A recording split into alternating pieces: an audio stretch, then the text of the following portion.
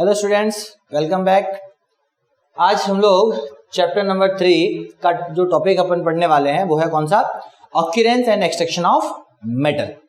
कि जो इस चैप्टर के अंदर हमने मेटल के बारे में पढ़ा, ये मेटल हमें मिलते कहाँ से, ऑक्यूरेंस मतलब ये प्राप्त कहाँ से होते हैं, एंड एक्सट्रैक्शन हमें जो ये प्राप्त होते हैं वो प्योर मेटल तो मिलता नहीं, तो हम क्या करते हैं कि जिस अवस्था में हमें ये मिलता है उसमें से प्योर मेटल को हम क्या करते हैं, निकालते हैं, एक्सट्रैक्ट करते हैं, तो उसे हम लोग बोलते हैं एक्सट्रैक्शन ऑफ मेटल। आप लोगों को बता दो, साइंस की एक ब्रांच है जिसे कहा जाता है मेटलर्जी, और उस मेटलर्जी के अंदर पूरी इसी की स्टडी करवाई जाती है कि नेचर के अंदर जो मेटल हमें मिल रहे हैं, जिस फॉर्म में हमें मिल रहे हैं, उस फॉर्म से हम प्योर मेटल को अलग कैसे कर रहे हैं, कैसे प्योर मेटल हम लोग प्राप्त कर रहे हैं, उसे हम लोग बोलते हैं मेटलर्जी। साइंस की जो ब्रांच है एक, तो आज हम लोग इसी के ऊपर डिस्कशन करेंगे, देखते हैं आगे। सो एलिमेंट्स जो होते हैं हमने देखे थे, मेटल और नॉन मेटल दो फॉर्म में पाए जाते हैं। मैं थोड़ा सा इंट्रोडक्शन इनिशियली जो हमने पढ़ा था मैं उसी के बारे में बता रहा हूं। तो ये पीरियोडिक टेबल के अंदर सारे आपके एलिमेंट्स आ गए, जिसके अंदर ये जो पोर्शन है ये मेटल साइड का है, उधर वाला पोर्शन आपके नॉन मेटल का है, और इसके अंदर बीच में आपको ये कुछ ब्लू, लाइट ब्लू के अंदर कुछ एलिमेंट दिख रहे हैं, ये है मेटलॉइड। मेटलॉइड कौन से होते हैं? ऐसे एलिमेंट जिनके अंदर कुछ प्रॉपर्टी मेटल की होती है और कुछ प्रॉपर्टी नॉन मेटल की होती है, उसे हम लोग बोलते हैं मेटलॉइड। तो इस तरीके से ये मेटल हो गए, ये नॉन मेटल हो गए, और बीच में ये जो लाइन है ये हो गई आपके मेटलॉइड्स की। किसकी हो गई? मेटलॉइड्स की। Clear?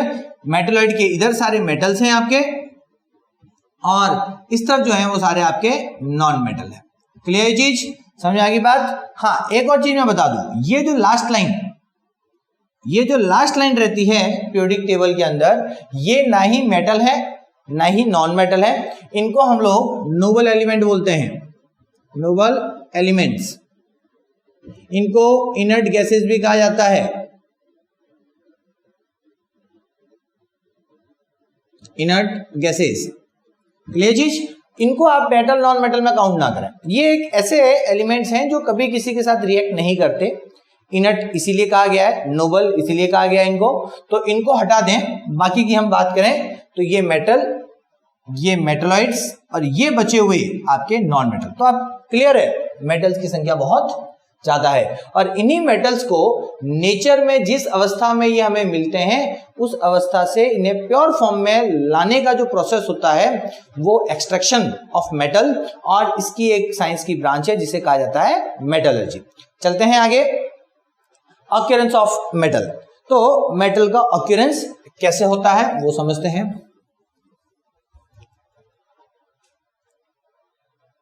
Some metal like gold, silver, platinum, etc. are found in the free state. बहुत सारे ऐसे मेटल है जो आपको नेचर के अंदर फ्री स्टेट, प्योर फॉर्म में मिलेंगे। ये आपके कारण क्या है उसका? Because they are least reactive, क्योंकि वो नॉर्मली किसी के साथ रिएक्ट करते नहीं। जब वो किसी के साथ रिएक्ट नहीं करेगा तो नेचर में जहां भी मिलेगा वो आपको प्योर फॉर्म में मिलेगा, कंपाउंड फॉर्म में नहीं मिलेगा। और जब वो कंपाउंड फॉर्म में नहीं होगा तो उसे प्राप्त करना थोड़ा सा क्या होता है, उसको एक्सट्रैक्ट करना बहुत आसान हो जाता है। तो इस तरीके से ये कौन कौन से, गोल्ड, सिल्वर, प्लैटिनम, आप सब जानते हैं ये बहुत ही लो रिएक्टिव एलिमेंट, हमने रिएक्टिविटी सीरीज जो पढ़ी थी उसमें नीचे की तरफ आते हैं ये सारे, तो लो रिएक्टिव एलिमेंट हैं, लो रिएक्टिव मेटल्स हैं। इसकी वजह से ये नेचर के अंदर, ये अर्थ क्रस्ट के अंदर कौन से फॉर्म में पाए जाते हैं? प्योर फॉर्म में पाए जाते हैं। क्लियर चीज? कारण लीस्ट रिएक्टिव। नेक्स्ट आपके कुछ मेटल जो होते हैं, some metal found in combined state, ये कुछ कॉम्बाइंड स्टेट में मिलेंगे। कॉम्बाइंड स्टेट मतलब ये कुछ कंपाउंड के फॉर्म में मिलेंगे, ये किसी ना किसी चीज के साथ रिएक्ट हो चुके होंगे और फिर नेचर के अंदर हमको मिलेंगे। तो हमें क्या करना पड़ेगा, जिसके साथ रिएक्ट हुए पहले उसे अलग करना पड़ता है, फिर वो आपको प्योर मेटल मिलता है। तो ऐसे एलिमेंट जो आपको कॉम्बाइंड स्टेट में मिल रहे हैं, जो नॉर्मली हम लोग क्या बोलते हैं उसको, कंपाउंड बोलते हैं। क्या बोलते हैं उसको? कंपाउंड। ये आपके या तो ऑक्साइड के फॉर्म में होते हैं, या फिर ये आपके कार्बोनेट के फॉर्म में होते हैं, या फिर ये आपके सल्फाइड या हैलाइड्स के फॉर्म में होते हैं। कंपाउंड कौन कौन से फॉर्म में पाए जाते हैं इनके? ऑक्साइड जैसे sodium oxide, carbonate, sodium carbonate, sulphide, sodium sulphide, या आपके अपन कहते हैं कैल्शियम सल्फाइड या जिंक सल्फाइड, या आपके आयरन सल्फाइड, तो सल्फाइड के फॉर्म में हैलाइड्स यानी आपके क्लोरीन ब्रोमीन इनके साथ जुड़े हुए, sodium chloride, potassium chloride, calcium chloride, ये जो सारे हो गए ये आपके क्या हो जाते हैं, कॉम्बाइंड स्टेट में पाए जाते हैं। तो कई ऐसे हैं जो आपके रिएक्टिव है, तो रिएक्टिव एलिमेंट जो होंगे, रिएक्टिव मेटल जो होंगे वो आपको कंपाउंड के फॉर्म में मिलेंगे। अब हम लोग तो देखते हैं क्या है इसमें, मिनरल्स। मिनरल्स किसे बोलते हैं, आपके सामने जो वर्ड आया मिनरल्स, मिनरल्स का मतलब अर्थ क्रस्ट के अंदर से जो कुछ आपको प्राप्त होता है, जिस फॉर्म में आपको प्राप्त होता है, that is called your mineral. Minerals are the elements और कंपाउंड, मे बी एलिमेंट्स के फॉर्म में मिल जाए फ्री, जैसे गोल्ड वगैरह मिलेगा तो आपको फ्री फॉर्म में मिल जाएगा। तो द एलिमेंट और the compound which occur naturally inside the earth crust, जो आपके अर्थ क्रस्ट के अंदर, अर्थ के अंदर, हमारे जमीन के अंदर से जो भी एलिमेंट कंपाउंड जिस अवस्था में आपको मिलता है, दैट इज योर मिनरल, उसे हम लोग क्या बोलते हैं, मिनरल बोलते हैं। नाउ नेक्स्ट एक और वर्ड आता है ओर। अब देखो ओर क्या चीज है, ओर जो है ये बेसिकली मिनरल्स ही है, लेकिन सारे मिनरल्स ओर नहीं होते, ये भी मैं आपको बता दूं। Ores are mineral, all ores are mineral, but all minerals are not ore. कारण कि जितने भी आपको मिनरल्स मिलेंगे, मिनरल तो जो भी अर्थ में से मिला, आपको 4 मिनरल आयरन के 4 मिल गए कोई, मान लो नंबर 1, नंबर 2, नंबर 3, 3 अलग अलग जगह आपने खुदाई की और 3 जगह से आपको आयरन का मिनरल मिल गया। अब आपने उन तीनों मिनरल्स का टेस्टिंग करवाया, तो आपने देखा कि इस मिनरल के अंदर हमने जो आयरन प्राप्त किया, इट इज उस पूरे जितना आपने खुदाई किया है, जितने टन आप उसको खोद के लाए हो, उसे डिग करके लाए हो, उसमें से ओनली आपको इसके अंदर 10% ही आयरन दिख रहा है। फिर इसमें से जब आप निकालते हैं तो इसमें से आपको मान लो 20% ही निकला, और जब इसमें से आयरन का आपने परसेंटेज कैलकुलेट किया तो ये आपके अराउंड 40% आ गया। अब आप देखते हैं कि जब मैं इसे पूरा निकाल करके लाता हूँ, 10% आयरन निकाल देता हूँ, और इसका जो खर्चा बैठता है, जो भी मेरा एक एक्सपेंसेस जाता है इसे एक्सट्रैक्ट करने के अंदर, उसका और इस 10% आयरन का कॉस्ट चेक करता हूँ, तो मुझे पता चला कि जब मेरा खर्चा ज्यादा बैठ रहा है और जो मुझे इससे मुनाफा होने वाला है, जो मैं इससे कमाने वाला हूं, वो है कम। तो फिर क्या मुझे ये यूज करना चाहिए आपके आयरन एक्सट्रैक्ट करने के लिए? नहीं करना चाहिए। मैंने ये लाया, ये चेक किया, देखा इसमें भी मेरा खर्चा जो है वो ज्यादा हो रहा है, और जो मुझे इससे मुनाफा होने वाला है उस आयरन को बेच के 20% जो निकलेगा वो मेरा क्या होगा, कम होगा। लेकिन जब मैंने थर्ड मिनरल को चेक किया, इसमें 40% आयरन था। जब सारा खर्चे का मैंने कैलकुलेशन किया कि मैंने एक्सट्रैक्शन किया, प्रोसेस पूरा चलाया इस मेटल को प्योर करके प्राप्त करने का, तो जो एक्सपेंसेस आया और जो मैं इसे मार्केट में सेल आउट करूंगा, तो मुझे पता चल रहा है कि साहब मेरा प्रॉफिट बहुत ज्यादा है और मेरे एक्सपेंसेस बहुत कम है। तो इसका मतलब ये जो थर्ड वाला जो मिनरल है, ये मिनरल आपका क्या कहलाएगा, ये ओर बन गया। तो ये सारे मिनरल है, लेकिन इन सब मिनरल में ये सारे के सारे ओर नहीं है। ओर कौन सा हुआ, ये थर्ड मिनरल, क्योंकि इसमें से जो आपको मेटल मिल रहा है वो ज्यादा परसेंटेज में मिल रहा है, आपके लिए प्रॉफिटेबल है, प्रॉफिट है, जिससे क्या हो रहा है कि आप इसे एक्सट्रैक्ट करके जब सेल आउट करोगे तो आपको प्रॉफिट ज्यादा होगा। तो डेफिनेशन भी ऐसे ही बनी हुई है। What is ore? Ore is a mineral which contain a very high percentage of particular metal. उस मिनरल के अंदर आपके ज्यादा परसेंटेज ऑफ पर्टिकुलर कोई मेटल होना चाहिए, and from which the metal can be extracted profitably, और उसमें से आपका जो मेटल निकालने का जो प्रोसेस जो आप अपना रहे हो, उसका जो खर्चा है वो आपका कम आना चाहिए, और जब आप उसे सेल करो तो वो क्या होना चाहिए, आपके ज्यादा में जाना चाहिए। तो मतलब प्रॉफिट आपका ज्यादा होना चाहिए। तो हम बोल रहे हैं कि इसमें क्या है, from which the metal can be extracted profitably, और प्रॉफिटेबली आपका मेटल क्या होना चाहिए, एक्सट्रैक्ट होना चाहिए। तो ये चीज बात समझ में आ रही है। तो इस तरीके से मिनरल जो अर्थ से निकल रहा है, जो अर्थ में जिस फॉर्म में जो भी चीज आप अर्थ से प्राप्त कर रहे हो, अर्थ क्रस्ट से, दैट इज मिनरल। लेकिन उस मिनरल में जो मिनरल आपको ज्यादा मेटल दे, जिसमें परसेंटेज ऑफ मेटल ज्यादा हो पर्टिकुलर, और उसका एक्सट्रैक्शन प्रोसेस आपका क्या हो, एक प्रॉफिटेबल हो, तो that is called your particular ore. उस मिनरल को हम क्या बोलेंगे, ओर कहेंगे। समझ में आ गया, मिनरल और ओर में क्या डिफरेंस है, किसे मिनरल कहा जाएगा, किसे ओर कहा जाएगा, ये समझना बहुत जरूरी है। अब आपके एक और वर्ड इसी के साथ जुड़ा हुआ आता है, दैट इज द गैंग। ये गैंग जो है ये क्या है?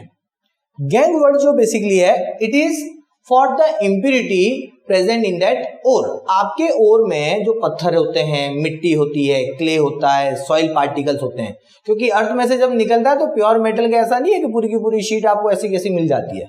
वो आपके छोटे छोटे पार्टिकल जिसके साथ मिट्टी पूरी एक मिक्सअप रहती है, मिट्टी के बीच में वो मेटल के पार्टिकल होते हैं। तो वो जो मिट्टी का ढेर हुआ या पत्थर जो हुआ, रॉक पार्टिकल जो हुए, जो उस मेटल के साथ आ रहे हैं, दैट इज कॉल्ड गैंग। तो what is gangue? Gangue is the impurity present in the ore like rock particle, sand particle, clay particle, soil particle, etc., dust particle, whatever it is with the ore other than metal, that is your gang। Clear चीज? ओर के अंदर metal के अलावा जो कुछ है वो हमारे लिए क्या है? गैंग है।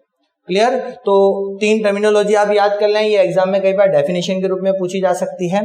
तो मिनरल, ओर एंड गैंग, और ये आपके आजकल असर्शन और जो रीजनिंग वाले जो पैटर्न के क्वेश्चन आते हैं उसमें कई बार इस चीज के ऊपर क्वेश्चन आ सकता है कि क्या सारे मिनरल्स आपके ओर होते हैं या सारे ओर्स मिनरल होते हैं। तो उसके ऊपर कभी लॉजिकल कोई क्वेश्चन आए तो आप लोगों को प्रॉपर आंसर देना है। चलते हैं आगे।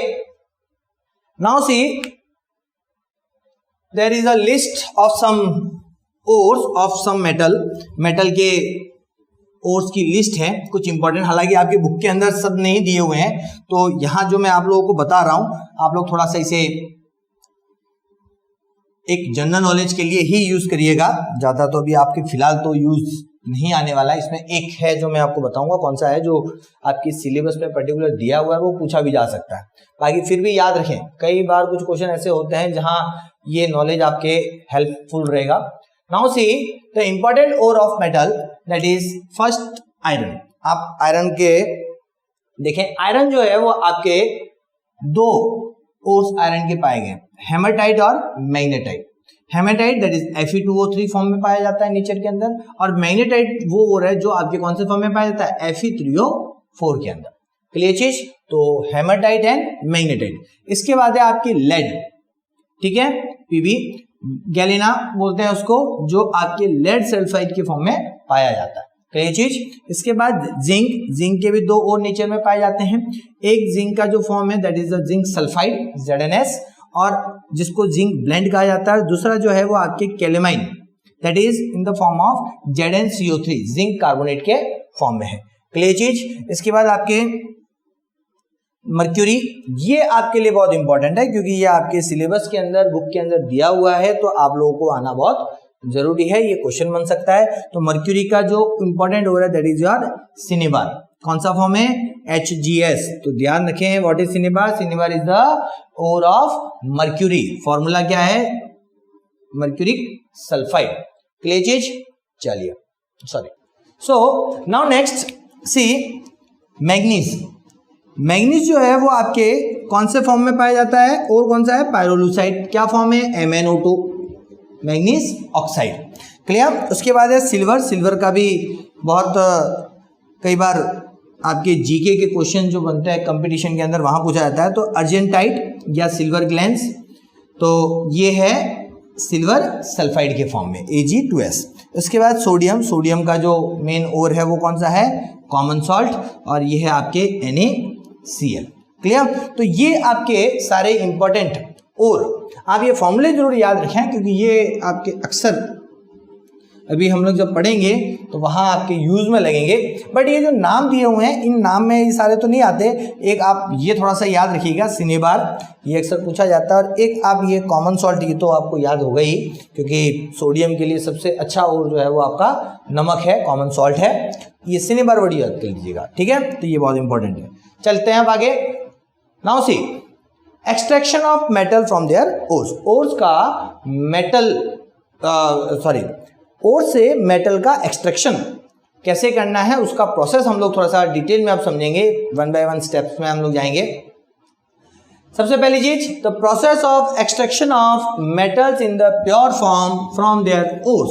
ओर्स से आपके मेटल को एक्सट्रैक्ट करने के प्रोसेस को क्या कहा जाता है, मैंने आपको पहले ही बता दिया, दैट इज कॉल्ड मेटलर्जी। क्या कहेंगे इसको? मेटलर्जी कहेंगे। ठीक है, समझ आ गई बात? तो मेटलर्जी क्या है? ये साइंस की एक ब्रांच है जिसके अंदर क्या पढ़ाया जाता है, जिसके अंदर आपको process of extracting metal in the pure form from their ores. Ores से मेटल को प्योर फॉर्म में प्राप्त करने के प्रोसेस की स्टडी होती है, उसका पूरा एक ब्रांच है साइंस के अंदर, that is called metallurgy. Now metals are extracted from their ores in the 4 main step. 4 major step है आपके मेटल को एक्सट्रैक्ट करने के। उन 4 मेजर स्टेप्स को पहले आप समझें। एक मतलब आउटलाइन समझ लोगे तो इंटरनल जो प्रोसेस है वो भी समझ में आएंगे। तो क्या मेजर 4 स्टेप्स हैं? सबसे पहला जो स्टेप रहता है वो है आपका कंसंट्रेशन ऑफ ओर, या हम उसे बोल सकते हैं एनरिचमेंट ऑफ ओर। क्या मतलब होता है इसका? कि आपके जो एक आपने मान लो इतना कोई एक पत्थर या कोई रॉक पार्टिकल अगर अर्थ में से निकाल दिया और उसमें आपके ये मेटल के पार्टिकल्स थे, तो इसमें काफ़ी सारा हिस्सा आपके रॉक, मिट्टी, पत्थर वगैरह वो सारे हैं। अब आपका इसमें अभी अगर आप मैं देखूं तो 90% मेरे इसमें क्या है, मिट्टी है, और 10% मेरा मेटल है। अब मैं क्या करूंगा कि इसमें से ये 90% जो मिट्टी है उसको सबसे पहले इसको कोशिश करूंगा कि इसमें से ज़्यादा मिट्टी क्या हो जाए, मेरी अलग हो जाए। तो जो ये 10% 9:1 का रेशियो है मेटल, या आप कह सकते हो मेटल वर्सेस आपके गैंग का, इम्प्योरिटीज का, वो कम करना है हमको।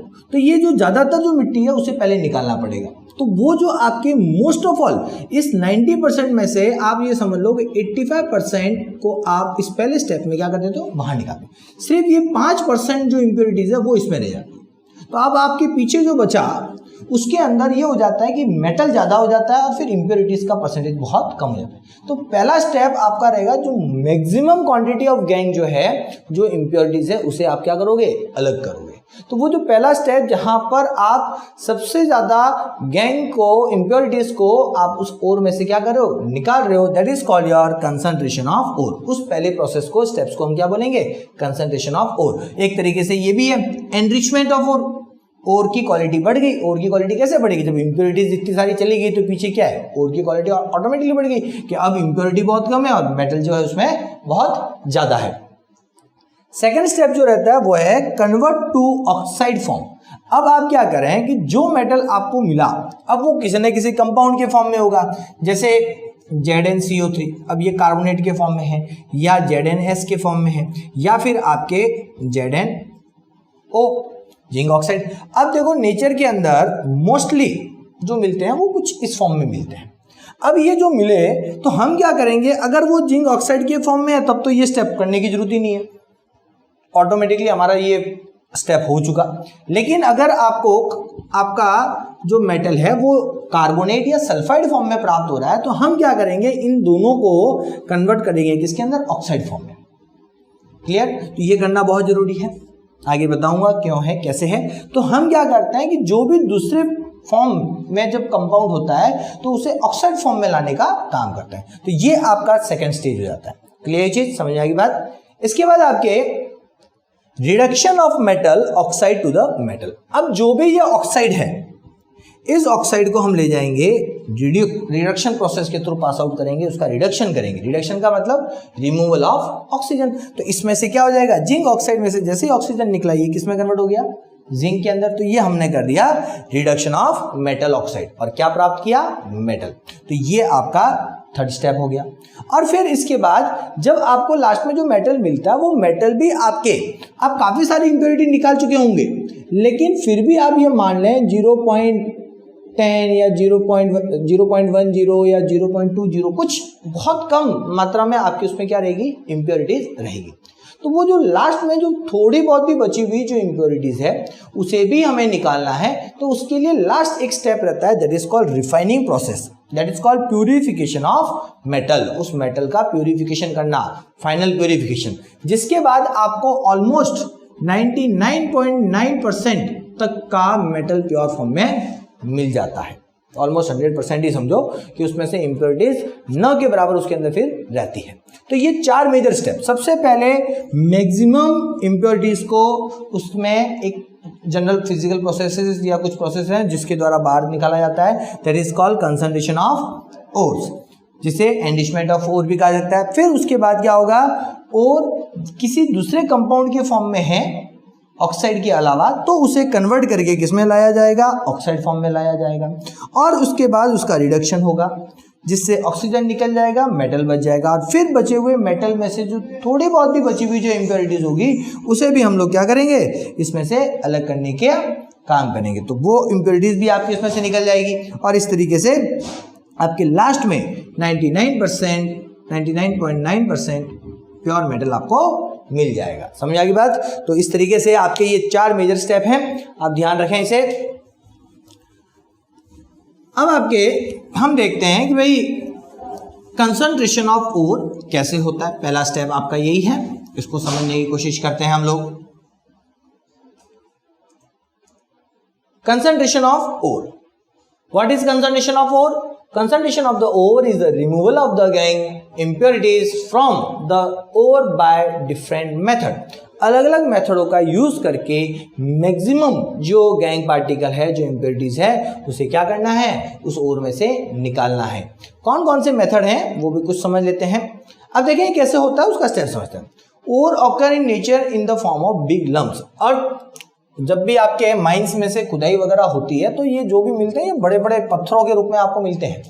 जितना भी आपका ओर निकलता है वो आपका ऐसा नहीं है कि सीधा एक पाउडर मिल जाए या आपको एक तरीके से प्योर मेटल मिल जाए, वो बड़े बड़े पत्थरों के साथ, बड़े बड़े पत्थरों के रूप में, जिसको बिग लम्प्स आप कह सकते हो, वो आपको प्राप्त होता है। अब इन बड़े बड़े जो लम्प्स हैं उन्हें क्या करना पड़ेगा, सबसे पहले आपको छोटे छोटे टुकड़ों में तोड़ना पड़ेगा। तो इतना बड़ा जो है इसे क्या किया जाएगा, तोड़ करके आप इसके टुकड़े करोगे। तो कई ऐसे बड़ी बड़ी मिल्स का यूज करना पड़ता है, ग्राइंडर, क्रशर, कई ऐसे आते हैं जिससे क्या होता है, बड़ा पत्थर का टुकड़ा है, पत्थर का जो हिस्सा है, बिग लम्प जो है, वो छोटे छोटे क्या हो जाएगा, पार्टिकल्स के अंदर, या आप कह सकते हो छोटे रॉक के अंदर वो क्या हो जाएगा, कन्वर्ट हो जाएगा, उधर टुकड़े किए जाएंगे, स्मॉल पीसेस बने। उसके लिए क्रशर या ग्राइंडर का यूज करते हैं, वो हो गया। तो ये थोड़े छोटे साइज में आ गए।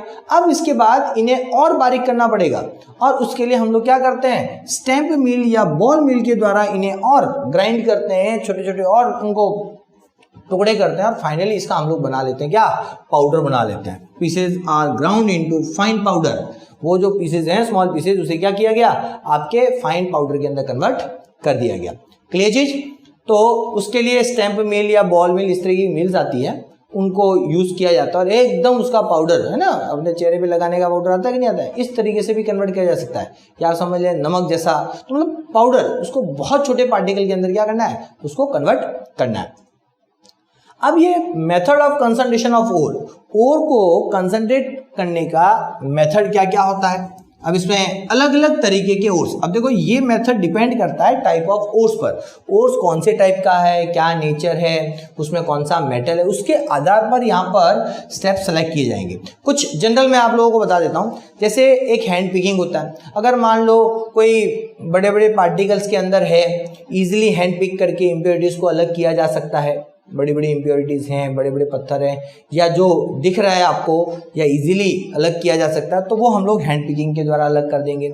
कुछ इम्प्योरिटीज को अलग करने के लिए, जैसे कोई आयरन है ना, आयरन मैग्नेटिक सब्सटेंस है, तो आयरन का जो ओर होता है उसके अंदर, सॉरी ये आपकी ग्रेविटेशनल सेपरेशन, ये आपके जनरल जो ओर्स होते हैं उनके ऊपर हम लोग अप्लाई कर सकते हैं, बताता हूँ मैं अभी आगे, जिसको हाइड्रोलिक वॉशिंग भी कह सकते हैं।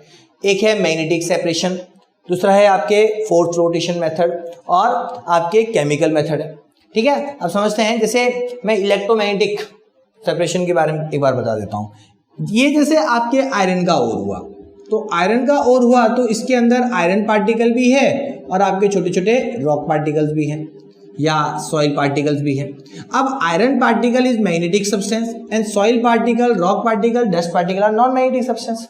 तो अब इनके अंदर इम्प्योरिटी और मेटल के अंदर दो अपोजिट नेचर हो गया, एक मैग्नेटिक नेचर का, दूसरा नॉन मैग्नेटिक नेचर का है, तो हम यहाँ पर इलेक्ट्रोमैग्नेटिक सेपरेशन का यूज कर सकते हैं। इस तरीके से आप देख लो, दो रोलर दिख रहे हैं, इसमें से एक रोलर जो रहेगा जहां से वो नीचे गिरने वाला है उस जगह पर आपका मैग्नेटिक रोलर रहेगा। ये क्या होगा, ये मैग्नेटिक रोलर। अब ये मैग्नेटिक रोलर में क्या होता है कि जब ये बेल्ट घूमता है, इस बेल्ट के ऊपर यहाँ से उस ओर को, जो भी आपका फर्स्ट कंसंट्रेशन ऑफ ओर, मतलब आपने जो अर्थ क्रस्ट में से जो ओर निकाला है पाउडर फॉर्म में जो आपका ओर है उसे यहाँ पर डाल दिया। ये ओर जब आपसे यहाँ से फ्लोट होता हुआ या इसके ऊपर ट्रेवल करता हुआ इस जगह आता है, यहाँ आने पर ये नीचे जाना है, तो नीचे जाएगा तो ये जो रोलर है मैग्नेटिक पार्टिकल को अपनी तरफ अट्रैक्ट करेगा। नीचे तो गिरेंगे वो पार्टिकल, लेकिन होगा क्या, इसके अट्रैक्शन की वजह से वो पार्टिकल खींचेंगे इस तरफ, और जो नॉन मैग्नेटिक पार्टिकल है, जो सॉइल पार्टिकल है, रॉक पार्टिकल, उस पर कोई अट्रैक्शन नहीं लगेगा और वो ड्यू टू इनर्शिया वो क्या जाएंगे, सीधे आगे जाएंगे। तो इस तरीके से 10 पार्टिकल तो आगे गिरता जाएगा, और जो मैग्नेटिक सब्सटेंस आयरन के पार्टिकल्स हैं वो आपके ज़्यादातर कहाँ गिरेंगे, इसके नज़दीक। इस तरीके से 2 हीप तैयार हो जाएंगे, या आप 2 अलग कंटेनर रख लो, उन दोनों के अंदर क्या हो जाएगा, अलग अलग, एक के अंदर मैग्नेटिक पार्टिकल इकट्ठे हो जाएंगे, दूसरे के अंदर नॉन मैग्नेटिक पार्टिकल इकट्ठे हो जाएंगे। क्लियर चीज, ये रोलर घूमेंगे, है ना, ये रोलर क्या करते हैं, रोटेट करते हैं, और इस तरीके से ये बेल्ट जो है इसके ऊपर वो आपका क्या होता रहेगा, घूमता रहेगा। यहाँ से और आएगा, वो और आपके धीरे धीरे यहाँ आएगा और यहाँ से गिरेगा नीचे, तो मैग्नेटिक पार्टिकल पे अट्रैक्शन लगेगा, नॉन मैग्नेटिक पे नहीं लगेगा। क्लियर चीज। इसके बाद आपके ये प्रोसेस जो है फोर्थ फ्लोटेशन प्रोसेस, इसके ऊपर नाम नहीं आया, ये रहा फोर्थ फ्लोटेशन प्रोसेस। ये बेसिकली काम में आता है आपके कौन से, मोस्टली जो सल्फाइड ओर होते हैं उनके लिए काम में आता है, जो जैसे जिंक सल्फाइड है, आपके कॉपर सल्फाइड है, सिल्वर सल्फाइड है, इनके लिए हम लोग यूज में ले सकते हैं। ये आपके क्या होता है, यहाँ पर वाटर लिया जाता है, वाटर के अंदर पाइन ऑयल को मिक्स किया जाता है, ये it is a mixture of water plus pine oil. इसके अंदर हम लोग क्या कर देते हैं, आपका जो ओर है उसको इसके अंदर क्या कर देंगे, मिक्स कर देंगे, डाल देंगे। ये आपका एक ब्लोअर है, आप देख रहे हो छेद दिख रहा है, कंप्रेस एयर इसमें पास की जाएगी।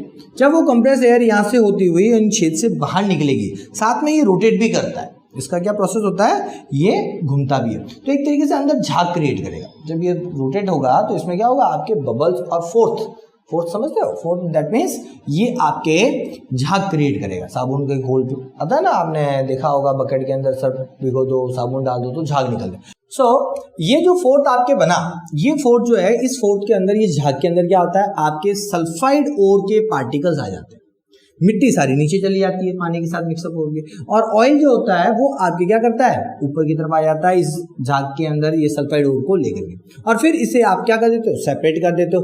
तो मैक्सिमम ओर जो है वो आपका इससे क्या हो गया, अलग हो गया, जिसके अंदर मेटल ज्यादा होगा, और इम्प्योरिटीज जो है वो मोस्टली आपके यहाँ नीचे की तरफ अलग हो जाएगी। तो ये होता है फोर्थ फ्लोटेशन प्रोसेस। देखो ये सारे आपने कोर्स में कहीं ज्यादा डिटेल में नहीं दिए हुए, बट नॉलेज होना इनका बहुत जरूरी है, क्योंकि कई ऐसे कॉन्सेप्ट हैं जहां आपको कई बार नाम पूछा जाए, नाम आ जाता है, फिर हम लोग कंफ्यूज होता है, अरे यार ये क्या चीज होगी।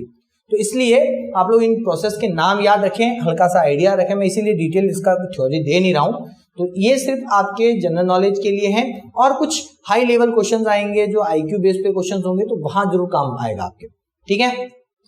इसके साथ है ये रहा ग्रेविटेशनल सेपरेशन। अब ग्रेविटेशनल सेपरेशन में क्या होता है, आपके ग्रेविटेशनल सेपरेशन के अंदर बेसिकली एक वाटर फ्लो के अंदर बहुत तेजी से जो ये वाटर का फ्लो होता है, अब आप देखें यहाँ पर ये एक तरीके से एक ढाल सा एरिया दिख रहा है, कुछ आपको बीच में ऑब्स्ट्रक्शंस इस तरीके से ये हिप टाइप कुछ दिख रहा है, और यहाँ पर वाटर को फ्लो करवाया जा रहा है। तो पानी तेजी से बढ़ रहा है आगे। अब यहाँ पर डाल दिया आपने ओर। अब ओर के जो पार्टिकल होते हैं और एक सॉइल के पार्टिकल में कौन सा हैवी होगा, ऑब्वियसली आपका ओर मेटल है ओर के अंदर, है ना, आपके इस ओर के अंदर जो मेटल पार्टिकल है वो हैवी है, और आपके जो इम्प्योरिटीज है वो क्या हो गई, वो मिट्टी है, मिट्टी हल्की होगी। तो जो पानी का फोर्स चलेगा, पानी निकल आगे बहेगा, तो वो मिट्टी को अपने साथ लेकर के क्या हो जाएगा, आगे चला जाएगा, और जो मेटल पार्टिकल वाला जो हिस्सा होगा ओर के अंदर, वो सारा आपके धीरे धीरे यहीं पर नजदीक नजदीक डिपोजिट हो जाएगा, वो ज्यादा आगे नहीं जाएगा। तो ये क्या हो गया, एक ग्रेविटी का यूज हुआ, है ना, वो हैवी थे, मेटल पार्टिकल हैवी थे तो वो ग्रेविटी की वजह से नीचे बैठ गए, और जो आपके सॉइल पार्टिकल हल्के थे तो वो आगे चले गए। और एक तरीके से इसे हम लोग हाइड्रोलिक वॉशिंग भी कह सकते हैं, पानी का फ्लो उसका यूज किया गया ताकि आपकी इम्प्योरिटीज क्या हो सके, उसके साथ बह करके आगे जा सके। क्लियर चीज, तो ये भी एक तरीका यूज किया जाता है। अब इसके बाद एक केमिकल मेथड भी आता है। कई ऐसे एलिमेंट हैं जहां पर उन्हें उनके इम्प्योरिटीज को अलग करने के लिए कुछ केमिकल प्रोसेस का यूज किया जाता है। एक लीचिंग प्रोसेस भी है जो केमिकल मेथड ही है एक। ये आपके लीचिंग मेथड जो होता है वो मोस्टली आपके एल्यूमिनियम, सिल्वर, गोल्ड जैसे गोल्ड जैसे जो ओर्स हैं उनको कंसंट्रेट करने के लिए काम में आता है। ये केमिकल प्रोसेस है लीचिंग, ठीक है, केमिकल रिएक्शन के द्वारा होता है। हालांकि वो आपके है नहीं तो ज़्यादा डिटेल में जाने का कोई सेंस नहीं है, बट फिर भी नाम याद रखें, केमिकल प्रोसेस, जिसके अंदर एक आता है लीचिंग प्रोसेस जो मोस्टली आपके एल्यूमिनियम, सिल्वर या गोल्ड जैसे ओर्स को गोल्ड, सिल्वर या एल्यूमिनियम के ओर्स को कंसंट्रेट करने के लिए काम में आएगा। ठीक है, चलते हैं। अब आपके यहाँ देख लें, ये थोड़ा सा एक आउटलाइन समझाने के लिए मैं आपको थोड़ा सा बता रहा हूँ, क्योंकि जब हम आगे बढ़ेंगे तो कुछ जानकारी होनी आपको थोड़ी जरूरी है। जब हम लोग मेटल एक्सट्रैक्शन का प्रोसेस चलाते हैं कि भाई कौन से मेटल को किस तरीके से एक्सट्रैक्ट किया जाए, तो हमारे माइंड में एक चीज क्लियर होनी चाहिए कि वो मेटल रिएक्टिविटी सीरीज में कहाँ आता है। हाई रिएक्टिव है, मीडियम रिएक्टिव है, या लो रिएक्टिव है, या वेरी लो रिएक्टिव है। उस आधार पर आप उसके ऊपर प्रोसेस अप्लाई करोगे। अगर आपको ये जानकारी नहीं है तो फिर आपके लिए एक्सट्रैक्शन प्रोसेस क्या हो जाता है, मुश्किल हो जाता है। आप गलत प्रोसेस अप्लाई कर दोगे और फिर क्या होगा, आपका जिस तरीके से एक्सट्रैक्शन निकालना चाहिए नहीं निकाल पाओगे, या फिर आप ज़्यादा खर्चा करोगे। ये मतलब का होगा, यही होगा कि गलत प्रोसेस अप्लाई करोगे तो कम खर्चे में काम हो जाना चाहिए था, आपको ज़्यादा खर्चा लग जाएगा।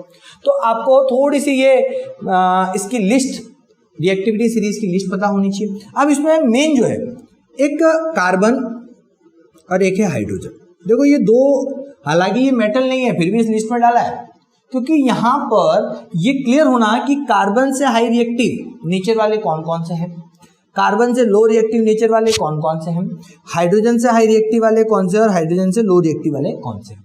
उस बेस पर आप क्या करोगे, आगे कुछ प्रोसेस अप्लाई कर पाओगे। आप देख सकते हो कार्बन, लेड, टिन, निकल, आयरन, जिंक, इन सब से हाई रिएक्टिव में आता है। क्लियर, तो आप तो देखना जब हम reduction of metal oxide to metal करने जाएंगे तो वी कैन यूज कार्बन, हम इस कार्बन का यूज कर सकते हैं ऑक्सीजन को निकालने में, क्योंकि ये हाई रिएक्टिव है। लेकिन अब मुझे कोई कहे कि साहब मैग्नीशियम में से ऑक्सीजन को निकालना है और वहां के आप कार्बन यूज करो as a reducing agent, is it possible? Possible नहीं है। क्यों पॉसिबल नहीं है? क्योंकि ये इससे लो रिएक्टिव है। तो आपको ये क्लियर होना चाहिए कि कार्बन से हाई रिएक्टिव कौन सा है, कार्बन से लो रिएक्टिव कौन कौन से हैं। फिर नीचे हाइड्रोजन का भी थोड़ा सा आपको ध्यान रखना पड़ेगा, हाइड्रोजन से हाई रिएक्टिव कौन सा है, हाइड्रोजन से लो रिएक्टिव कौन सा है। ठीक है, तो अपन यहां पर आप देखें एक तरीके से एक्सट्रैक्शन बाय इलेक्ट्रोलाइसिस, ये जो हाई रिएक्टिव है ऊपर मोस्टली ये ज्यादातर जो टॉप में आते हैं ये हाई रिएक्टिव है, तो इनको क्या करना पड़ता है, इलेक्ट्रोलाइसिस प्रोसेस से एक्सट्रैक्ट करना पड़ता है। और ये काफी एक्सपेंसिव होगा क्योंकि ये हाई रिएक्टिव है, तो ये जिस किसी के साथ जुड़े हुए होंगे बड़े टाइटली बॉन्डेड होंगे, और टाइटली बॉन्डेड होंगे तो इनको इजीली किसी चीज से अलग करना बहुत मुश्किल है, तो बड़ा एक्सपेंसिव प्रोसेस हो जाता है। तो उसके लिए यहाँ पर जो मेथड अपनाया जाता है वो कौन सा अपनाया जाता है, इलेक्ट्रोलाइसिस। अब ये वाले जो हैं ये आपके क्या होते हैं, इजीली क्या करते हैं, आपके जिसके साथ भी जुड़े हुए हैं उससे वो क्या हो सकते हैं, अलग हो सकते हैं, लो रिएक्टिव है। तो इसलिए क्या होता है, इनका जो प्रोसेस होता है वो थोड़ा सा इनएक्सपेंसिव होता है, इतना ज्यादा खर्चीला प्रोसेस नहीं होता एक्सट्रैक्शन में। क्लियर चीज, चलते हैं आगे।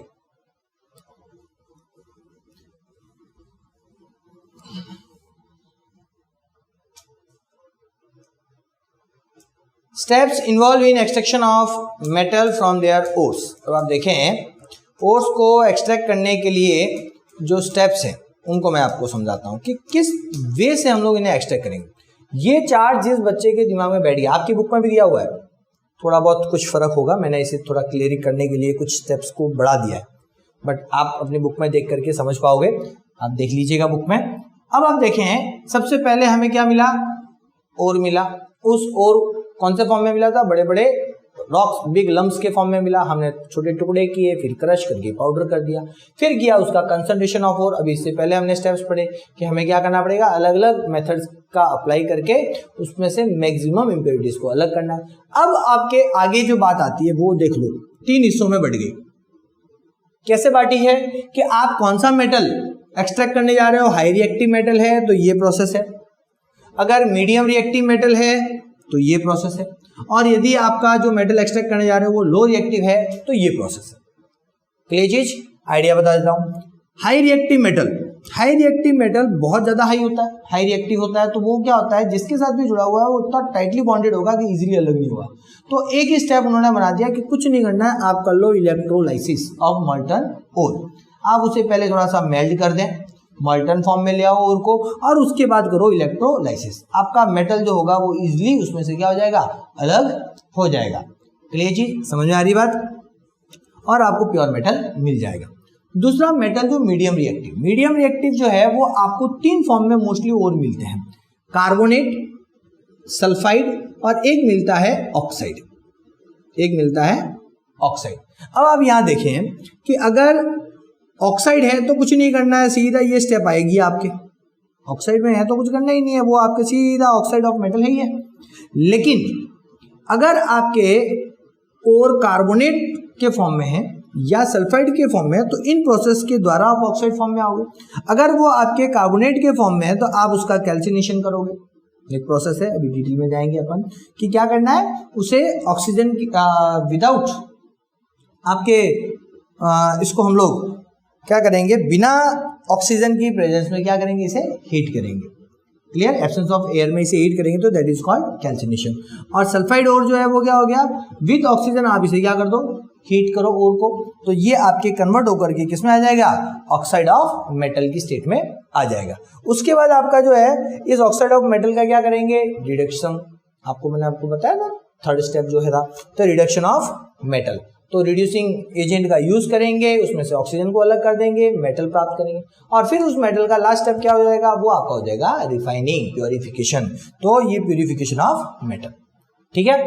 यहां पर आप लो रिएक्टिव देखें, लो रिएक्टिव जनरली जो होते हैं या तो प्योर फॉर्म में मिल जाएंगे जो एकदम लिस्ट है, लेकिन जो लो रिएक्टिव से थोड़े ऊपर है, जो आपकी मीडियम में भी नहीं कह सकते, लिस्ट रिएक्टिव में भी नहीं कह सकते, थोड़े से रिएक्टिव होते हैं, तो वो ज्यादातर आपको कौन से फॉर्म में मिलते हैं, सल्फाइड फॉर्म में। सल्फाइड फॉर्म है तो ये प्रोसेस चलेगा, सल्फाइड फॉर्म है तो पहले क्या करो, उसका रोस्टिंग, प्रेजेंस ऑफ ऑक्सीजन में आप करो उसे हीट, उसके बाद उसका क्या होगा, ऑक्साइड फॉर्म मिल जाएगा। ऑक्साइड फॉर्म को क्या करो, रिडक्शन, वही आप देख लो, सल्फाइड ओर को रोस्टिंग किया, ऑक्साइड मिला, ऑक्साइड का क्या किया, रिडक्शन किया, और रिडक्शन करने के बाद जो मेटल मिला उसका रिफाइनिंग किया, प्योरिफिकेशन किया, और इस तरीके से मेटल आपको प्राप्त हो जाएगा। तो ये एक आउटलाइन आपको पहले समझनी बहुत जरूरी है, तभी आप लोग किसी पर्टिकुलर मेटल के एक्सट्रैक्शन को सही से समझ पाओगे। क्लियर चीज, चलते हैं आगे। अब देखें extraction of metal in the middle of activity series. अब ऐसे हम सबसे पहले जो पढ़ने जा रहे हैं वो कौन से वाले पढ़ने जा रहे हैं, समझ लें आप। हम पढ़ने जा रहे हैं वे मेटल जो मिडल रिएक्टिव में आते हैं, ना बहुत ज्यादा हाई रिएक्टिव, ना बहुत ज्यादा लो रिएक्टिव। तो कौन कौन से हैं ऐसे, तो metal in the middle reactive series are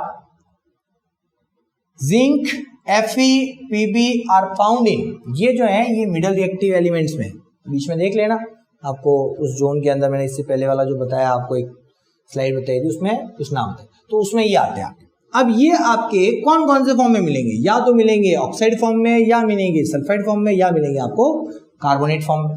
clear चीज, तो इस तरीके से आपके ये जो मिडल रिएक्टिव है वो 3 स्टेट में मिल सकते हैं, या तो ऑक्साइड जैसे zinc oxide, zinc sulphide, zinc carbonate, iron oxide, iron sulphide, iron carbonate, lead sulphide, lead oxide या lead carbonate.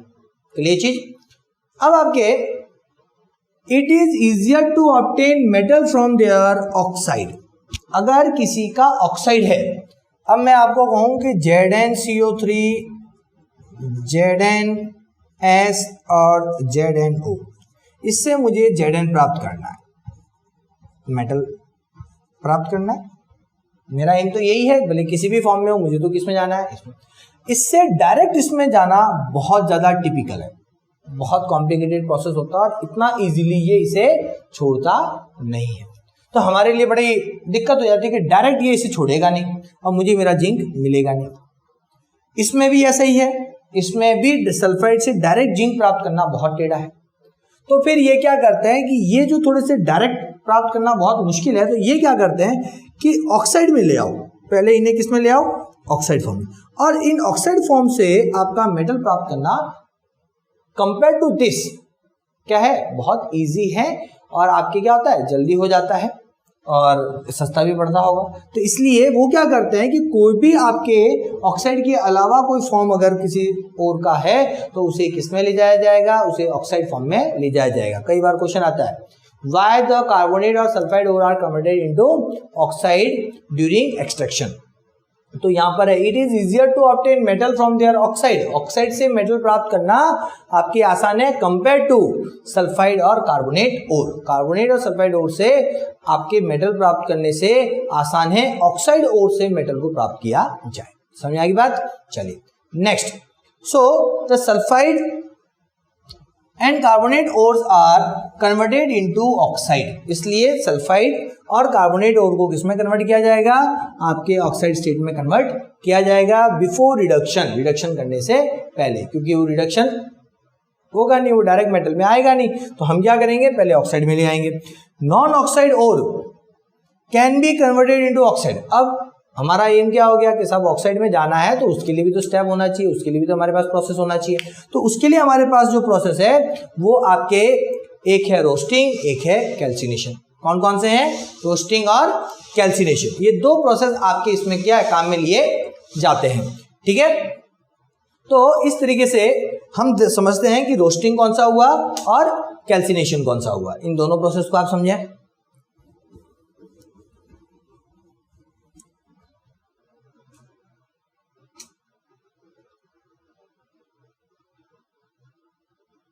Extraction of metal in the middle of the activity series, ठीक है, उसी का हेडिंग सेम है, उसी के आगे हम लोग बढ़ते जा रहे हैं।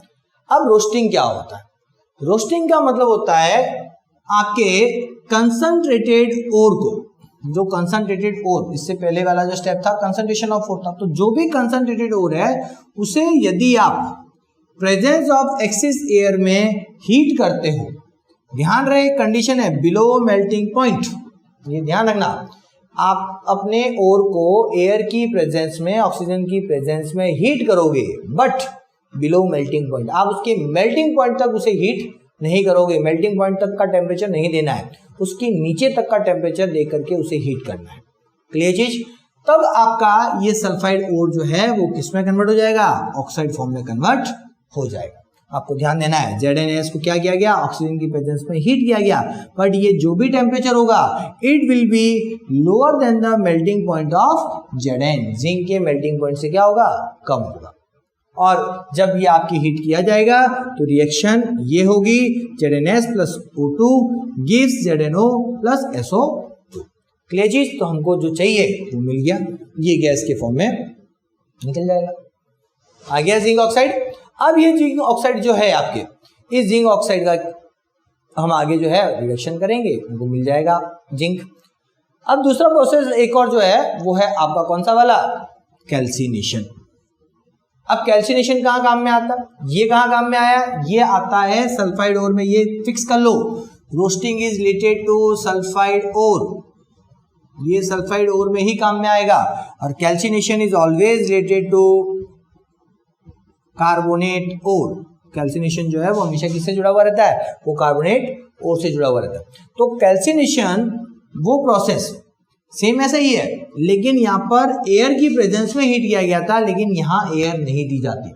एब्सेंस ऑफ एयर क्या है, एब्सेंस और लिमिटेड एयर में जब आप उस ओर को हीट करते हो, कार्बोनेट ओर को हीट करते हो, कंडीशन वही वापस below melting point, melting point तक हीट नहीं करना है, मेल्टिंग पॉइंट के नीचे तक उसे गर्म करना है, और फाइनली आपका कार्बोनेट ओर जो है वो किसमें कन्वर्ट हो जाएगा, ऑक्साइड फॉर्म में कन्वर्ट हो जाएगा। रिएक्शन भी आप देख लें, जैसे आपके सामने ZnCO3 को आपने क्या किया, सिंपली हीट किया, और जब सिंपली हीट किया तो क्या हो गया, ZnO प्लस CO2, और फाइनली क्या हो गया, ये CO2 जो है वो आपके गैस के फॉर्म में चला गया, आपको क्या मिल गया, जिंक ऑक्साइड। तो देख लो, जिंक सल्फाइड भी जिंक ऑक्साइड में आ गया ड्यू टू रोस्टिंग, और जिंक कार्बोनेट जो है वो कैल्सिनेशन प्रोसेस से भी आपकी किस में कन्वर्ट आ गया, किस में कन्वर्ट हो गया, जिंक ऑक्साइड के फॉर्म में। क्लियर चीज, समझ आ गई बात। चलिए अब आपके नेक्स्ट स्टेप जो है वो है रिडक्शन ऑफ मेटल ऑक्साइड। अब मेटल ऑक्साइड का रिडक्शन करना है। क्या करना है, मेटल ऑक्साइड का रिडक्शन। ऑक्साइड मिल गया तो मेटल तक जाने का प्रोसेस क्या है, ऑक्सीजन को निकालो, दैट इज कॉल्ड रिडक्शन। अब आपके कैसे होता है रिडक्शन, कैल्सिनेशन, कैल्सिनेटेड और roasted ore that is metal oxide, जो आपके कैल्सिनेटेड ओर या रोस्टेड ओर जो है वो कौन से हैं, वो आपके मेटल ऑक्साइड है। अब वो मेटल ऑक्साइड जो है वो आपके क्या हो जाएंगे, converted into metal by reduction of using reduction using suitable reducing agent. अब देखें यहाँ पर बड़ी इंपॉर्टेंट चीज है, रिड्यूसिंग एजेंट चाहिएगा आपको, बिना रिड्यूसिंग एजेंट के आप इस प्रोसेस को नहीं चला सकते, क्योंकि रिडक्शन प्रोसेस के लिए एक रिड्यूसिंग एजेंट चाहिए जो ऑक्सीजन को अपनी तरफ क्या करेगा, खींचेगा। तो वो आपका सब्सटेंस यहाँ यूज करना पड़ेगा। अब आप देखें रिड्यूसिंग एजेंट के रूप में आप क्या क्या यूज कर सकते हो, कोक या कार्बन या फिर हाई रिएक्टिव मेटल जैसे कि सोडियम, कैल्शियम, एल्यूमिनियम, ये यूज कर सकते हो। क्लियर चीज। अब इसमें ये रिडक्शन के लिए क्या चाहिए कि जो ऑक्सीजन को अपनी तरफ खींचे, है ना। जैसे कोई भी मेटल ए है वो ऑक्सीजन से जुड़ा हुआ है, तो आप रिड्यूसिंग एजेंट में जो भी लेके आओगे it should be more reactive than this A. ये जो रिड्यूसिंग एजेंट है वो ए से क्या होना चाहिए, हाई रिएक्टिव होना चाहिए। तो आपके कई जगह तो कोक कार्बन का यूज होता है, coke powder form of coal को है ना जलाते हैं तो उससे आपको पाउडर फॉर्म में जो मिलता है carbon, that is called Coke, तो उसका यूज किया जा सकता है। या फिर आप क्या कर लो कि भाई इससे हाई रिएक्टिव जो भी है उस सब्सटेंस का यूज कर लो, तो वो भी रिड्यूसिंग एजेंट का काम कर जाएगा। और इस तरीके से आपके ये ऑक्सीजन जो है उसको कौन ले जाएगा, ये ले जाएगा, और पीछे आपकी क्या बचेगा, ए अलग रह जाएगा और RO अलग हो जाएगा। क्लियर। तो ये हमको मिल गया मेटल। तो रिड्यूसिंग एजेंट चाहिए, रिड्यूसिंग एजेंट में कार्बन, ध्यान रखना ये नाम याद रखें, एक तो Coke that is form of carbon, और दूसरे हाई रिएक्टिव मेटल में ज्यादातर आपके सोडियम, कैल्शियम, एल्यूमिनियम, या फिर रिएक्टिविटी सीरीज से आप पता कर लो कि कौन सा वाला यूज किया जा सकता है। ठीक है। Method of reduction. अब आपके मेथड ऑफ रिडक्शन में पहला मेथड जिसके अंदर हम यूज करेंगे रिड्यूसिंग एजेंट क्या, कोक। एक मेथड कौन सा है जिसमें रिड्यूसिंग एजेंट कौन सा यूज किया गया, coke. The process of melting the roasted ore after mixing coke and the suitable flux that is flux. ये भी याद कर लें, दिमाग में बिठा लें, व्हाट इज फ्लक्स। फ्लक्स वो सब्सटेंस जो आपके गैंग पार्टिकल को अपने साथ ले जाएगा, जो इम्प्योरिटीज को क्या करेगा, अपने साथ अटैच करके ले जाएगा, उस सब्सटेंस को हम लोग बोलते हैं फ्लक्स। ठीक है। तो आपके कैल्शियम कार्बोनेट को फ्लक्स के रूप में यूज किया जाता है। एग्जाम में क्वेश्चन आता है, ध्यान रखना कि जब रिडक्शन ऑफ मेटल ऑक्साइड किया जाता है, रिडक्शन प्रोसेस चलता है एक्सट्रैक्शन के अंदर, तो आपके फ्लक्स के रूप में क्या यूज किया जाता है, तो फ्लक्स के रूप में कैल्शियम कार्बोनेट यूज किया जाता है। और आपके रिड्यूसिंग एजेंट के रूप में क्या यूज होता है, तो दैट इज योर कोक। ध्यान रखना एक वर्ड है स्मेल्टिंग, ये जो प्रोसेस है स्मेल्टिंग का जाता है, बुक में नाम नहीं है बट थोड़ा सा एडवांस रहें, ये प्रोसेस स्मेल्टिंग कहलाएगा। जो भी दूसरी जो रेफरेंस बुकें आती हैं उनमें अक्सर ये नाम आता है। तो इस प्रोसेस को हम स्मेल्टिंग कहेंगे। अब इसमें क्या होगा, आप देखें ये पूरा जो प्रोसेस है, ये पूरा प्रोसेस आपके एक बहुत बड़ी भट्टी जो होती है उसके अंदर इसको चलाना पड़ता है। जो होती है बहुत बड़ी आपके ब्लास्ट फर्नेस होते हैं, उसके अंदर है ना एयर जाने के ब्लोअर होते हैं और काफ़ी ज़्यादा यहाँ पर हीट दी जाती है और ओर को यहाँ पर डाल करके उसे गर्म किया जाता है। तो एक तरीके से ये जो प्रोसेस है दैट इज कॉल्ड स्मेल्टिंग। और ये जो होता है ये ब्लास्ट फर्नेस, ब्लास्ट फर्नेस एक तरीके से क्यों वर्ड यूज हो रहा है, इतनी बड़ी भट्टी है कि समझ लो एक ब्लास्ट करने के काम में आ सकती है, बहुत जबरदस्त हीट होती है इसके अंदर, तो इसको नाम दिया गया ब्लास्ट फर्नेस। अब आपके ZnO प्लस C, अब ये C क्या है, C इज द कोक। तो ये ध्यान रखना, ये रिएक्शन नहीं कर रहा है, ये सिर्फ इम्प्योरिटी जो अपने मिट्टी विट्टी जो होगी ना उसको ये लेके जाएगा। तो इसका इस रिएक्शन में कोई रोल आपको नहीं बताना है। हमारा जो मेन चीज है वो रिएक्शन होगी आपके सब्सटेंस के साथ, इस कार्बन कोक के साथ। तो ZnO जो मेटल ऑक्साइड है उसकी रिएक्शन किसके साथ हो रही है, कार्बन के साथ हो रही है। और जब ये ZnO कार्बन के साथ रिएक्ट करेगा इसे हीट करेंगे, हीट दे ही रहे हैं हम लोग, और आपके Zn अलग CO अलग। ये क्यों हुआ, ऑक्सीजन इसके साथ क्यों गया, क्योंकि जिंक और ऑक्सीजन का जो बॉन्ड है, जो अट्रैक्शन है वो कार्बन और ऑक्सीजन के बॉन्ड से कम है, मतलब इसका अट्रैक्शन ज्यादा है। कार्बन की ऑक्सीजन के साथ जो एफिनिटी है ना, एफिनिटी मतलब उसको अपनी तरफ अट्रैक्ट करने की जो ताकत है वो जिंक से ज्यादा है, इसलिए ये ऑक्सीजन को अपनी तरफ खींच लेगा और इस तरीके से जिंक बेचारा अकेला रह जाएगा और ये हमारा मेटल हमको प्राप्त हो जाएगा। ये चीज समझ में आ रही है, बात इजी है। नाउ नेक्स्ट आपके इलेक्ट्रोलाइटिक डिसोसिएशन। अब एक तो भाई अलग करने का तरीका ये हो गया ऑक्सीजन को निकालने का, दूसरा तरीका हो गया मेटल डिस्प्लेसमेंट, वही है हाई रिएक्टिव मेटल का यूज करो। भाई अगर कार्बन से नहीं हो रहा है, अगर कोई एलिमेंट ऐसा है जो कार्बन से भी हाई रिएक्टिव है, तो फिर क्या होगा, वो कार्बन से आपकी रिड्यूस होगा क्या, वो कार्बन से रिड्यूस नहीं होगा, फिर हमें क्या चाहिएगा, हाई रिएक्टिव मेटल की जरूरत पड़ेगी। फॉर एग्जाम्पल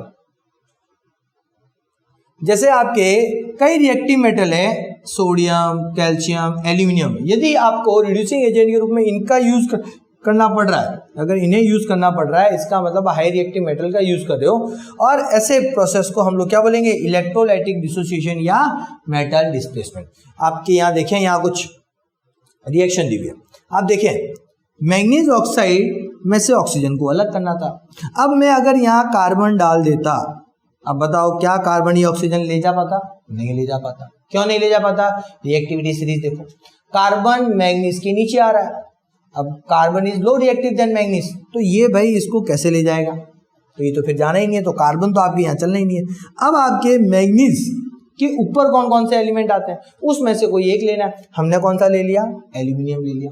तो ये जो एल्यूमिनियम है, ये एल्यूमिनियम आपके क्या करेगा, ऑक्सीजन को अपने साथ अटैच कर लेगा और ये उसको अपने साथ ले जाएगा, तब मैग्नीज आपको अलग मिल जाएगा। देख लें, मैग्नीज अलग रह गया, एल्यूमिनियम ऑक्साइड अलग हो गया। यहां पर एक ध्यान रखने वाली चीज है, यहां पर हीट बहुत ज्यादा क्रिएट होती है, हीट जो है वो बहुत ज्यादा फॉर्म होती है। क्लियर चीज, ये जो मेटल डिस्प्लेसमेंट वाला जो आप मेथड अपनाते हो, जिसके अंदर एक मेटल ऑक्साइड को आप एल्यूमिनियम के साथ रिएक्ट करवा रहे हो, हाई रिएक्टिव मेटल के साथ रिएक्ट करते हो और एक मेटल प्राप्त करते हो, उसको मेटल ऑक्साइड का रिडक्शन करते हो, इसमें हीट बहुत ज्यादा बनती है। क्लियर, इसी वजह से इसे एक नाम दिया गया, इसे हम लोग बोलते हैं आपके, ठीक है, ये तो नाम आ गया मैग्नीज डाइऑक्साइड, और वो मैग्नीज है थर्माइट वेल्ड। आप यहाँ एक वर्ड देखें, थर्माइट वेल्ड। थर्माइट वेल्ड मतलब एक रिएक्शन का यूज करके वेल्डिंग किया जा रहा है, और वो जो रिएक्शन है that is called thermite reaction. कौन सी, थर्माइट रिएक्शन। अब आपको मैं बताऊं ये थर्माइट वर्ड क्या है। थर्माइट वर्ड मतलब हीट, जहां बहुत ज्यादा हीट बने वहां वर्ड आता है थर्म। थर्म का मतलब ही हीट होता है, हीट एनर्जी। तो इस रिएक्शन में हीट बहुत ज्यादा बनती है, इसलिए इसे एक नाम दिया गया that is called thermite reaction. और थर्माइट रिएक्शन का यूज करके अगर आप कहीं वेल्डिंग कर रहे हो, कोई चीजें जोड़ रहे हो, तो that is called thermite weld. Clear, इसके बारे में बता देते हैं आपको। Thermite reaction, thermite reaction the reaction between metal oxide and aluminium. अगर आप किसी मेटल ऑक्साइड और एल्यूमिनियम की रिएक्शन करते हो तो आपके क्या होता है, ये हाईली एक्सोथर्मिक रिएक्शन होती है। ये रिएक्शन जो होती है वो क्या होती है, हाईली एक्सोथर्मिक, हीट बहुत ज्यादा आपकी क्या होती है, क्रिएट होती है। और वो हीट आपके क्या करेगी, जो मेटल आपको रिडक्शन के बाद मिलेगा वो मेटल आपके कौन से फॉर्म में आ जाएगा, it will be obtain in मॉल्टन state. वो हमें मॉल्टन स्टेट में मिलेगा। कौन से स्टेट में मिलेगा, मॉल्टन स्टेट के अंदर। मॉल्टन स्टेट का मतलब पिघली हुई अवस्था में मिलेगा। Such reactions are called thermite reaction. ऐसी रिएक्शंस को जहां हीट बहुत ज्यादा प्रोड्यूस हो रही है, that type of reactions are called thermite reaction. Clear चीज, समझ में आ गई बात, चलिए। सो एक एग्जांपल, इन रिएक्शंस का यूज हम कहां करते हैं। इन रिएक्शन का यूज अक्सर हम लोग जो रेलवे ट्रैक्स को ज्वाइंट करने के लिए, रेलवे ट्रैक्स टूट जाते हैं, आयरन के बने हुए होते हैं। अब वो रेलवे ट्रैक्स को ज्वाइंट करना है, उसकी वेल्डिंग करनी है ट्रैक्स की। अगर वो आपके वेल्डिंग प्रॉपर नहीं हुई तो क्या हो जाएगा, ट्रेन चल रही होगी उस दौरान टूट जाएगा, वेल्ड अगर सही से नहीं किया तो वेल्ड आपके क्या होना है, बहुत मजबूत करना है। अब अच्छा बॉन्डिंग जो है तभी बनेगा कि वेल्डिंग में आयरन का यूज किया जाए। आयरन की ट्रैक्स को जोड़ने के लिए यदि आप आयरन का यूज करते हो तो आपका वो जो वेल्डिंग है, बॉन्ड है, बहुत अच्छा होगा। लेकिन अब आपको आयरन मोल्टन फॉर्म में लाना कैसे, तो बहुत हाई टेम्परेचर चाहिए, तो ये बड़ा टिपिकल प्रोसेस हो जाता है। तो वो क्या करते हैं, इस रिएक्शन का यूज करते हैं, थर्माइट रिएक्शन। और थर्माइट रिएक्शन के अंदर क्या करते हैं, जब वो आयरन प्राप्त होता है तो वो आयरन मोल्टन फॉर्म में प्राप्त होता है, और फिर उसे उस क्रैक वाले जोन पर उस आयरन को क्या कर दो, आप गिरा दो। जैसे ये ब्रेक है यहाँ पर, तो इस जगह जो मोल्टन आयरन है वो जब इसके बीच में आ जाएगा और कुछ ही समय में वो ठंडा हो जाएगा, तो ये पैक, और ये पूरा आयरन, यहाँ भी आयरन, यहाँ भी आयरन, और बीच में आया वो भी आयरन, तो इनका बॉन्डिंग क्या हो जाता है, बहुत मजबूत हो जाता है, जिसकी वजह से ये वेल्ड बहुत ही स्ट्रांग होता है, जो आपके इजीली टूटेगा कभी नहीं। तो ये आपके रेलवे ट्रैक्स को ज्वाइन करने के लिए, ब्रोकन रेलवे ट्रैक्स को, या फिर बड़ी बड़ी आयरन की मशीनरी जो पार्ट्स रहते हैं वो टूट जाते हैं तो उनको ज्वाइन करने के लिए, और किसी मेटल की मशीनरी पार्ट्स कोई है उसे वेल्ड करना है, तो वहां पर भी मॉल्टन मेटल जो है वो प्राप्त किया जा सकता है। तो ये आपके the reaction between iron oxide and aluminium अगर आप कराओगे तो क्या होगा, आयरन ऑक्साइड और एल्यूमिनियम में एल्यूमिनियम ऑक्साइड बन जाएगा, आयरन अलग हो जाएगा, वो आयरन मॉल्टन स्टेट में जाएगा, और वो आयरन जो मॉल्टन स्टेट में जाएगा उसका यूज हम कहाँ करेंगे, आपके रेलवे ट्रैक्स को ज्वाइन करने में या मशीन्स के टूटे हुए हिस्सों को ज्वाइन करने में काम में लेंगे। क्लियर चीज। रिएक्शन क्या है वो भी एग्जाम में कई बार पूछी जाती है, थोड़ा सा देख लें आप देखें ये Fe2O3 आयरन ऑक्साइड, ये क्या हो गया आपके एल्यूमिनियम, तो फेरिक ऑक्साइड या iron oxide react with aluminium, reaction होगी आपके बनेगा Al2O3 प्लस Fe, और जब ये बनेगा तो ये आएगा साथ में, हीट बहुत निकलेगी, और ये हीट क्या करेगी, इस आयरन को क्या कर देगी, मेल्ट कर देगी, और इससे मॉल्टन आयरन मिलेगा, और उस मॉल्टन आयरन का आप जहां यूज करना चाहो कर सकते हो। मोस्टली आपके यूज मैंने आपको यहाँ बता दिया। तो this are the uses of thermite reaction. Exam में आता है, write some example, give some example of thermite reaction where the thermite reaction is use. Clear चीज, समझ गए आप लोग, इजी है। चलिए, so let's move next, extraction of metal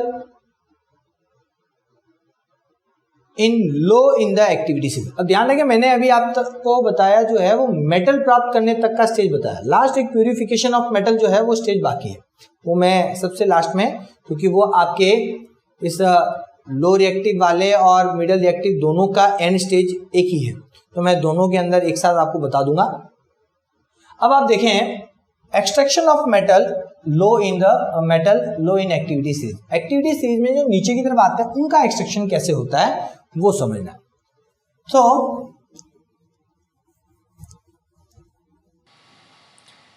अब नेक्स्ट वीडियो में पढ़ेंगे